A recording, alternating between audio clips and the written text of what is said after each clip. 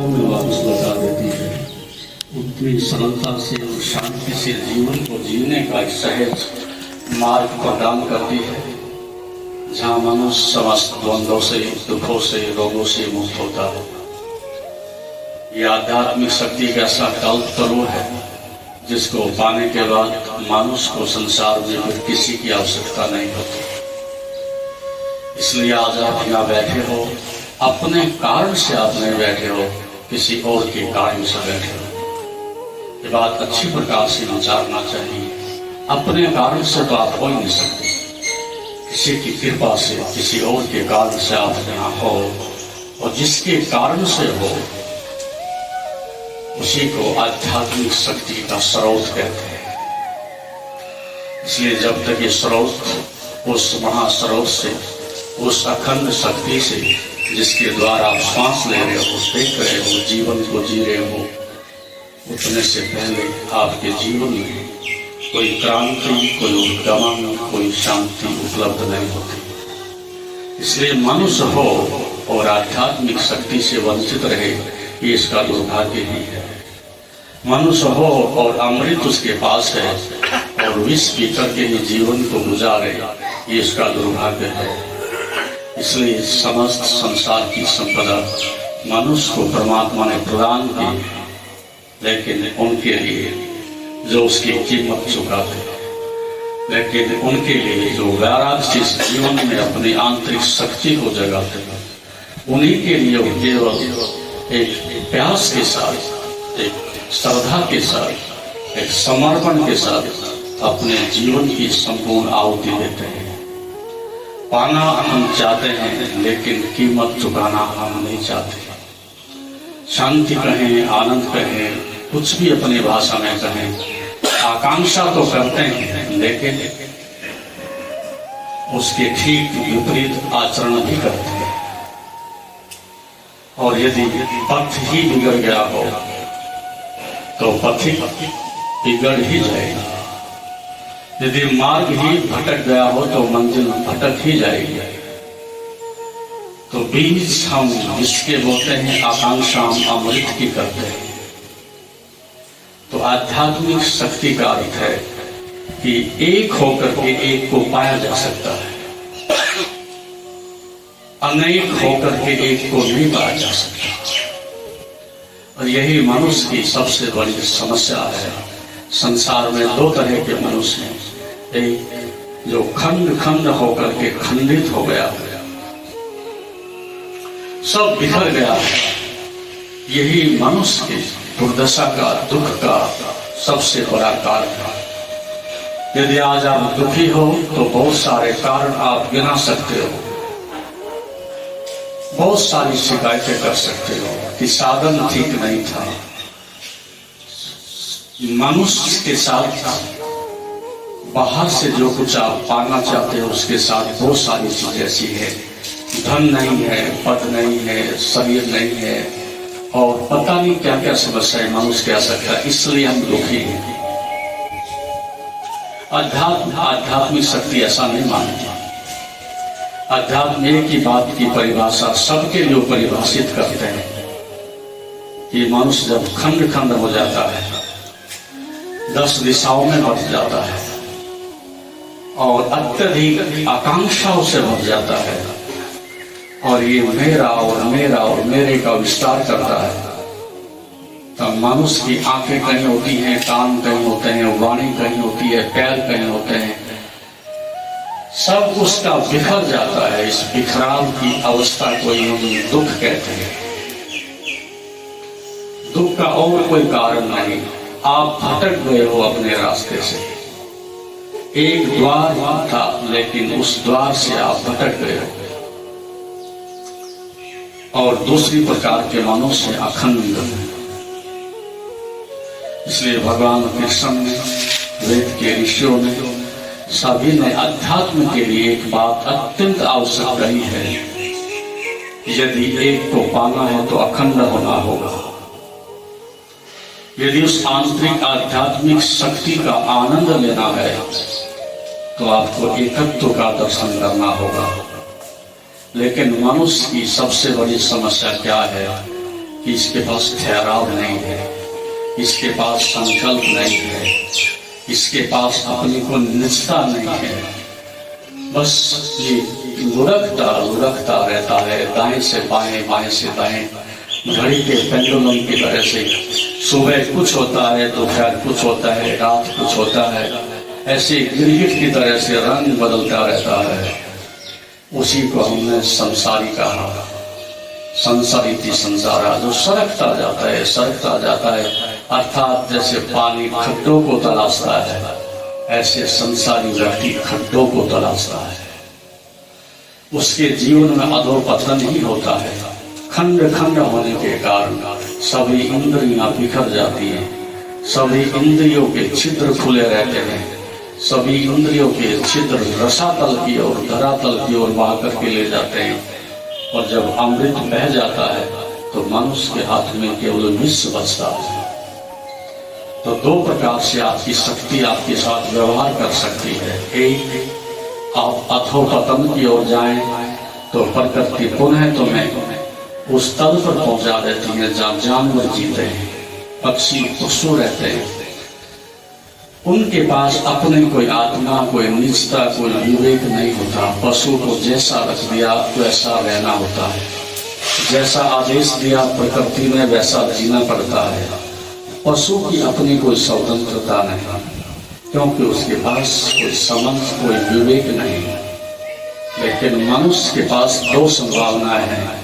आप अपने अमृत को संभालें तो अखंड हो जाता है, अमृत को संभालें तो मोक्ष प्राप्त होता है, अखंड को अखंड में मिला दें तो जीवन का समस्त बंधन और दुख और दरिद्रता मिटती है।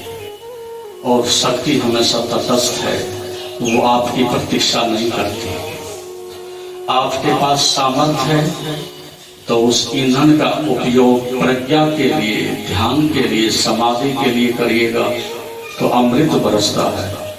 और यदि उस शक्ति को, उस चुनौती को आप स्वीकार नहीं करते, उसका क्या मुझे करना है उसका उपयोग करना नहीं जानते, तो पुनः आप जहां से आए थे वहीं लौट जाओगे। वह रसातल की ओर ही शक्ति वापिस लौट जाएगी। इसलिए प्रकृति का नियम है कि या तो मुझे संभालो, अन्यथा हम तुम्हें रोंद डालेंगे, मार डालेंगे। तो जो रूपांतरण की क्रिया जानते हैं, जो शक्ति को अमृत में बदलने की प्रक्रिया जानते हैं, जिसको हम ध्यान कहते हैं, योग कहते हैं, वे लोग ही उस अखंड को, उस समग्रता को उपलब्ध होते हैं। अन्यथा आपको हर बार जब भी जन्मे हो, केवल मरने के लिए जन्मे हो और कोई विकास नहीं होता, कोई गहराई नहीं होती, कोई ऊंचाई नहीं होती, कोई आंतरिक विकास नहीं होता। संसार बहुत बढ़ता है लेकिन मनुष्य बौना ठिकाना ही बना रहता है। और ऐसे मनुष्य के जीवन में कभी अमृत के फल नहीं लगते। यद्यपि यहाँ सभी अमृत लेकर के आते हैं और सबको बराबर बराबर तोल करके दिया जाता है। पक्षपात यहाँ किसी के साथ नहीं होता। एक चींटी से लेकर के और एक ऋषि में ऋषि तक सबको एक ही अस्तित्व, एक ही आत्मा, एक ही स्वरूप प्रदान किया जाता है। लेकिन जिनके पास समझ है वो अखंड में चले जाते हैं, और जिनके पास समझ नहीं है वो खंड खंड होकर के टूट जाते हैं, बिखर जाते हैं और अंतर्गत व समाप्त हो जाते हैं। इसलिए चुनाव करना आवश्यक है। यदि आप एक को जानना चाहते हो तो एक होना पड़ेगा। उसकी प्रक्रिया ध्यान है, योग है, समाधि है, वैराग्य है, श्रद्धा है, भक्ति है, प्रेम है, तो ये सब संभव हो सकता है, अन्यथा नहीं हो पाएगा। इसलिए जो श्रेष्ठतम को संभाले रखता है उसके निकृष्ट अपने आप चले जाते हैं। जो स्वास्थ्य को संभाले रखता है उसकी बीमारी अपने आप ही लौट जाती है। जो मित्रों को संभालता है, प्रेम करता है, उसके शत्रु अपने आप ही विदा हो जाते हैं। इसलिए ये आवश्यक हो गया है कि आप गलत क्या है इसकी चिंता मत करो, सही क्या है उसकी खोज करो, दुख क्या है उसके पीछे मत दौड़ो, सुख की खदान कहाँ है उसकी खोज में लग जाओ, तो समस्त दरिद्रता तुम्हारी मिट सकती है। व्यर्थ के संघर्ष में, नकारात्मक दृष्टिकोण में और मैं कुछ हूं संवरी, इस अहंकार की धारणा में जो तुमने खोया है उसको तुम्हें पता भी नहीं कि हमने कितना बहुमूल्य अपना जीवन उसके लिए गंवा दिया है। और अधिकांश तुम्हारे जीवन की यही कहानी है कि आप संघर्ष में, नकारात्मकता में, अहंकार में अपने जीवन को यूं ही बहाए जा रहे हो, अनंत काल से नष्ट किए जा रहे हो। लेकिन इसके ठीक विपरीत ऋषियों ने कहा है कि मेरे जीवन के 3 खजाने हैं, उनका पहरा दो और उनको सुरक्षित करो। यदि अखंड होना है तो ऋषि कहता है कि सबको प्रेम करो। ये मेरा पहले खजाने का पहला अमृत है, पहला हीरा है कि तुम सबको प्रेम करो। क्या ये संभव है? संभव है, लेकिन इसके पहले कि तुम दूसरों को प्रेम करो, स्वयं को प्रेम करने की कला सीखनी चाहिए। अभी तो तुम ही अपने शत्रु हो, तुम ही अपने विनाशक हो, तुम ही अपने जीवन को बचा बचा करके मार रहे हो। क्रोध गला जाता है, अहंकार झुका जाता है, घृणा मनुष्य को तोड़ डालती है, वासना छिन्न भिन्न कर देती है। जिस व्यक्ति में सारी चीजें दाएं बाएं भागी फिरती हैं आपकी इस नगरी में, इस पुरी में, वो अपना मित्र नहीं हो सकता। जो काम से, क्रोध से, लोभ से, अहंकार से, ईर्षा से, घृणा से सब प्रकार से इस नगरी को जला रहा है, वो अपना मित्र कैसे हो सकता है? वो अपने से प्रेम कैसे कर सकता है?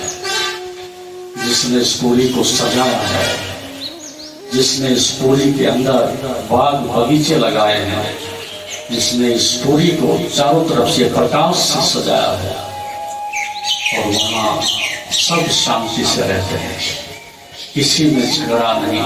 आंखें वही देखती हैं जो श्रेष्ठ है, कान वही सुनते हैं जो भद्र है, वाणी वही बोलती है जो कल्याणकारी है, मन वही मनन करता है जो ईश्वर है, और कोई मनन नहीं होता। जिस दिन तुम्हारे पास ऐसी व्यवस्था हो जाए इस पुरी में रहते हुए, तो तुमने अपने वो पहली बार प्रेम किया, अन्यथा तुम अपने ही शत्रु हो। और जो अपना ही शत्रु हो वो किसी का मित्र नहीं हो सकता। और जो अपने को प्रेम नहीं करता वो दूसरों को प्रेम नहीं कर सकता। और जो स्वयं को क्षमा नहीं कर सकता वो दूसरों को भी क्षमा नहीं कर सकता। और जो स्वयं नहीं झुक सकता वो किसी दूसरों के लिए भी नहीं झुक सकता। कुछ आध्यात्मिक शक्ति ही ऐसी है। तो ऋषि कहता है कि सबको प्रेम करो। प्रेम है क्या? जब दो व्यक्तियों के बीच में अहंकार खो जाता है उस अवस्था का नाम प्रेम है। क्या ऐसा तुम्हारे बीच में कभी घटित होता है? पति और पत्नी के बीच, बाप और बेटे के बीच, गुरु और शिष्य के बीच, मित्र और मित्र के बीच, क्या ऐसे संबंध कभी देखे हैं कि जहां दो संबंधों के बीच में अहंकार ना हो? अवश्य निश्चित रूप से अहंकार है, इसलिए प्रेम घृणा में बदल जाता है। अहंकार है इसलिए मित्रता शत्रुता में बदल जाती है। और जहां अहंकार है वहां तुम प्रेम नहीं कर सकते। और पति और पत्नी, बाप और बेटा और संसार, सबके बीच में भी हाहाकार मची हुई है और इतना तांडव हो रहा है, इतने दुख और पीड़ा की जिंदगी आप झेल रहे हैं, तो और किसी को दोष मत देना। तुम दोनों के मध्य में या तुम्हारे और संसार के मध्य में तुम्हारा प्रतिनिधित्व प्रेम नहीं कर रहा है, अहंकार कर रहा है। इसलिए सौभाग्य से कभी कभी घटित होता है जब गुरु शिष्य के मत में या पति और पत्नी के मध्य से अहंकार विदा हो जाता है और दोनों एक दूसरे के गले मिलते हैं, अत्यंत सरल बालवत हो जाते हैं, पुनः एक नए जीवन का शुभारंभ होता है। एक उदित होता हुआ फिर सूरज की किरणों के साथ जीवन आपका स्वागत करता है। लेकिन हमारा जीवन तो ईगो सेंट्रिक है। अहंकार केंद्रित तो व्यक्ति किसी को प्रेम नहीं कर सकता, नाटक कर सकता है, ढोंग कर सकता है, शोषण कर सकता है, सौदेबाजी कर सकता है, खरीद फरोख्त कर सकता है, पैसा दांव पर लगा सकता है, अपने को दांव पर नहीं लगा सकता। इसलिए संसार में लगभग प्रेम की घटना असंभव जैसी लगती है। कोई किसी को हृदय से प्रेम करता हो, सच्चे अर्थों में करता हो, ये बात बहुत आसान नहीं है। घर में जाना, अनुभव करना, क्या माँ वस्तुतः अपने बेटे से प्रेम करती है? शायद नहीं, कभी भी नहीं। यदि आकर एक व्यक्ति उसको कह दे और एक डीएनए टेस्ट करा दे, जिस पुत्र को तू पुत्र कहती है, प्रेम करती है, कभी 20 वर्ष पहले किसी ढाई ने उठा करके किसी और का बच्चा आपकी गोद में रख दिया, ये तेरा पुत्र है ही नहीं, और बात समाप्त हो गई। इस बात की सूचना आते ही पुत्र खो गया। अब घर में एक क्षण भर के लिए उसका आना उसके लिए दोबारा दुख है। सब अधिकारों से वंचित कर दिया जाए, बाहर भगा दिया जाए, ये कैसा प्रेम है? पति और पत्नी के बीच प्रेम है, दो शब्द लिख करके कोई डाल दे किसी की जेब में तो तलाक हो जाता है। छोटी छोटी बातों में तत्सम चीजें बिखर जाती है, क्योंकि कोई गहराई नहीं है, कोई अंतरंगता ही नहीं है। इसलिए क्लेश है, झगड़ा है, क्योंकि एक दूसरे से बहुत अधिक अपेक्षाएं हैं, इच्छाएं हैं। प्रेम का अर्थ है जो अपेक्षा नहीं करता, प्रेम का अर्थ है जो दूसरे से प्रेम नहीं मांगता, प्रेम का अर्थ है जो प्रेम देता है। बस दूसरा लेता है कि नहीं लेता है इस बात की परवाह नहीं करता, वो प्रेम को बांटता है। इसलिए उसका प्रेम स्वतंत्र है, इसलिए उसका प्रेम परम स्वतंत्रता है। और ये प्रेम की पहचान है। प्रेम बांधेगा नहीं, प्रेम इतना गहरा है कि आपको परम स्वतंत्रता देता है, और यही मुक्ति का साधन है। हमारी स्वतंत्रता दो प्रकार की हो सकती है। एक स्वतंत्रता जो कल्याण करे, एक स्वतंत्रता जो जीवन प्रदान करे, एक स्वतंत्रता जो क्रिएशन करे, एक स्वतंत्रता जो तुम्हें मुक्ति देगी, और दूसरी स्वतंत्रता वो है जो विनाश की ओर ले जाती है, विषाद की ओर ले जाती है, शत्रुता की ओर ले जाती है, और वही तुम्हारे हाथ में रहती है। एक अर्थ में आप स्वतंत्र हो, लेकिन विनाश करने के लिए। एक अर्थ में तुम स्वतंत्र हो, केवल घृणा करने के लिए। स्वतंत्रता होना और सृजनात्मकता का होना, ये साधक का सुख है, सद्गुण है। लेकिन तुम्हें स्वतंत्रता मिली और वो तुम्हारे लिए विनाशकारी सिद्ध हुई और हो रही है। साधना के द्वारा ही स्वतंत्रता को सृजनात्मकता में बदला जा सकता है, और ये सृजनात्मकता का शिखर ये प्रेम है जो बांटता है और बांटता है, कभी अपेक्षा नहीं करता, कभी मांगता नहीं, कभी दिखावा नहीं करता, और मैं बड़ा हूं इस बात का दावा नहीं करता, जो अंतिम होने को राजी है, 9 बड़ी होने को राजी है, वही प्रेम कर सकता है, अन्यथा प्रेम होगा ही नहीं। तो मेरे 3 खजाने हैं, उनका पहरा दो, उनको सुरक्षित करो। और दूसरी बात कहता है ऋषि, अति कभी मत करना, जिसमें प्रेम नहीं वो अति करेगा। हम एक अति से दूसरी अति में हमेशा ही जी रहे हैं। या तो हम धन के पीछे ऐसे पागल होते हैं कि बस धन के अंबार ही लगा देते हैं, और या फिर हम घृणा करके पलायन करते हैं और उसकी उपेक्षा करते हैं। या तो हम आपने दीक्षा पत्र लेकर के घूमते हैं, या हम सम्राट बनने की कोशिश करते हैं। क्या ऐसा मार्ग नहीं हो सकता कि जो दोनों में संतुलन बनाए? या तो हम इतना भोजन करते हैं कि बीमारियों के साथ शरीर बीमारी से भर जाता है, और या फिर हम उपवास करके भूखे मर मर के अपने शरीर को सता रहे होते हैं। या तो हम किसी के इतने निकट होते हैं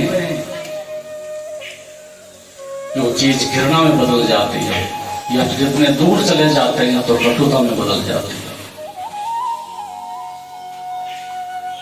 एक ऐसी जिंदगी जीने का ढंग जहां एक मध्यस्थता, एक मध्यम मार्ग की होने लगे। कुछ लोग इतना शर्म करते हैं कि शरीर टूट जाता है, कुछ लोग हैं कि जो बैठे हैं पसीना तक नहीं बहाते। हर काम में हम चाहे श्रम करें, चाहे हम आजीविका कमाएं, चाहे हम कुछ भी करें, एक मध्य का मार्ग अच्छा होता है जो मनुष्य में संतुलन बनाता है। और तीसरी बात ऋषि कहता है, कभी प्रथम होने की धृष्टता मत करना, अन्यथा पछताओगे, दुखी रहोगे। मैं प्रथम हो जाऊं, मैं सबसे आगे हो जाऊं, मैं सबसे बड़ा हो जाऊं और कुछ करके दिखा दूंगा, ऐसा व्यक्ति न शांति से सो सकता है, न खा सकता है, न प्रेम कर सकता है। ये बीमारी है। एक अर्थ में प्रथम तो तुम हो ही, अप्रथम होकर दिखाने की जरूरत क्या है? जो श्रेष्ठतम हो सकता था वो तुम्हें पहले कदम पर ही प्रभु ने दिया हुआ है। उसे आत्मा कहो, आनंद कहो, अस्तित्व कहो, इससे प्रथम और क्या हो सकता है? ये अनंत और असीम है। लेकिन आप अपने मन से भी अनंत और असीम होना चाहते हो, ये असंभव मान करते हो। अपने अहंकार को भी आप असीम करना चाहते हो, ये असंभव मान करते हो। कौन कहता है मैं प्रथम हो जाऊं? ये आत्मा कभी भी नहीं कहेगी वो प्रथम है ही। जो आदमी इनफिनिटी कॉम्प्लेक्स से, एक ग्लानि के भाव से, हीनता के भाव से भरा हुआ है, वही प्रथम होने की बीमारी में पड़ता है। अन्यथा जरूरत क्या है? तुम जैसे हो वैसे क्या गीत नहीं गा सकते? तुम जैसे हो वैसे क्या सरलता से नहीं रह सकते? तुम जैसे हो क्या उसी प्रकार से प्रेम नहीं कर सकते? लेकिन नहीं, ये बीमारी है, और हम अपने बच्चों को बचपन से बीमारी में इस महत्वाकांक्षा में डाल रहे हैं। फिर बड़े होने के बाद जब आपसे ना प्रेम करते हैं, ना सेवा करते हैं, तब कहते हैं संतानें बिगड़ गई है। हम ही हैं जो बिगड़ने के लिए सब व्यवस्था देते हैं, और जब फल लगते हैं तो हम चीखते चिल्लाते हैं।